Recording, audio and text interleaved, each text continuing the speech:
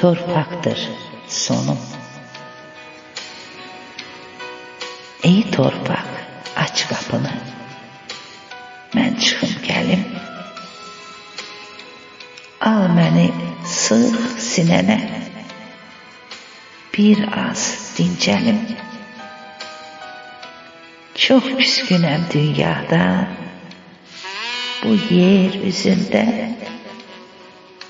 İzin ver, dərd sərimdən ahuzar edim. Unudum zülmətində dərd, kədərləri.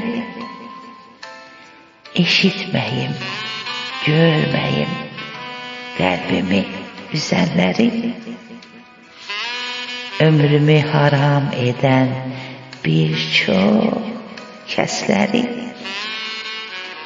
Yatım soyuq qoynunda, anla dərdimi.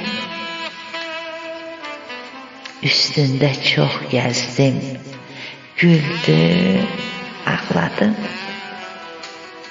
Bu işıqlı dünyaya uydum, aldandım.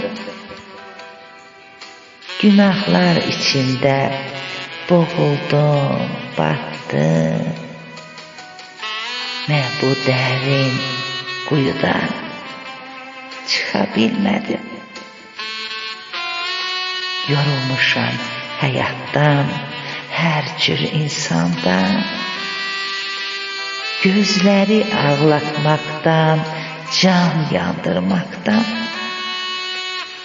Cahillər içində tək yaşamaqdan. Bu yalancı dünyanın qonaqlığından. Üst qatım yalandır, səsli, küylüdür.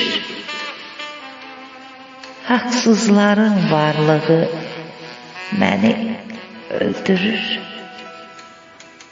Ruhumda, cismimdə yorulub mənim.